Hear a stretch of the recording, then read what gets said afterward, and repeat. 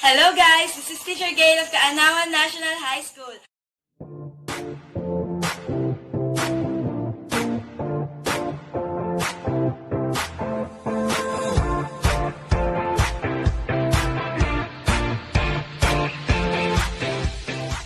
Here today to demonstrate the different types of mixture.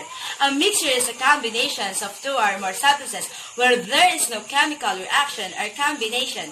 Mixtures combine physically in no specific proportion. Solid, liquid, and gases can be combined to create a mixture. You make a mixture by adding at least one material to another. When you add the material to a gas or a liquid, the material you add is called a solute, and the materials you are adding is called a solvent. When you create a mixture, there are no new substances are formed. Each part of a mixture keeps its own properties. Let's start the experiment. This experiment is called a dancing popcorn. So what we need in this experiment are a baking soda, a half cup of vinegar, a corn kernels, a plate, and the water. The first thing we have to do in this experiment are to put the corn kernels into the water. So as you can see that the corn and the water are example of heterogeneous mixture. This is an heterogeneous mixture. So let's try to put the vinegar into the corn kernels and the water. So as you observe that the water and the vinegar are example of homogeneous mixture. So let's add a 1 teaspoon of a baking soda.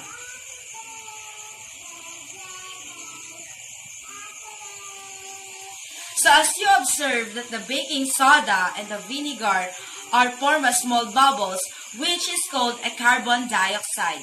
A carbon dioxide is an example of a homogeneous mixture. So after a moment, you can see that the popcorn is just like a dancing. Let's proceed now to the experiment number 2. So what we need in this experiment is a pepper, a saucer, and a water. So the first step of this experiment is to put the water into the saucer.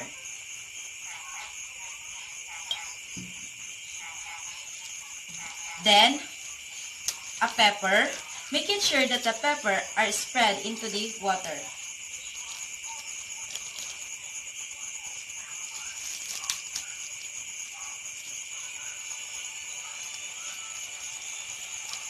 As you observe that the pepper and the water is an example of heterogeneous mixture.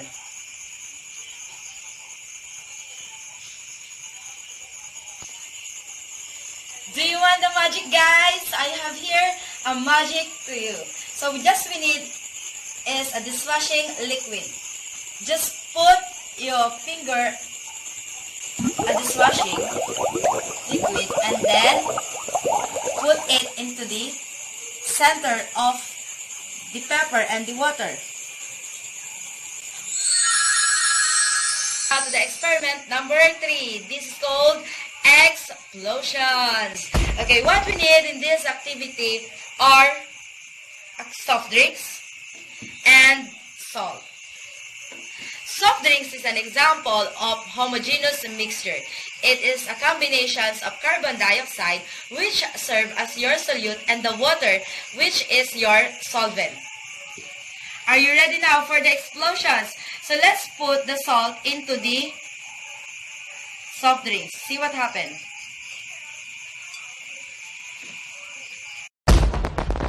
Now there you go.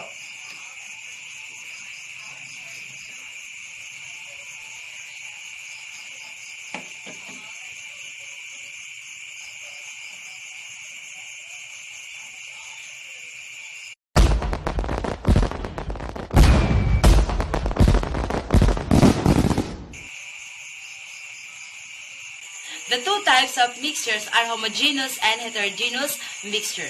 Heterogeneous mixtures are the mixtures that all components are visible because they do not mix together. Particles not distributed evenly. Homogeneous mixtures, as you observe with the salt and the water, the components are cannot distinguish from each other. Also called solution, which include the solute and the solvent, as you observe that its particles are distributed evenly. Hope guys learned something today. Thank you. God bless.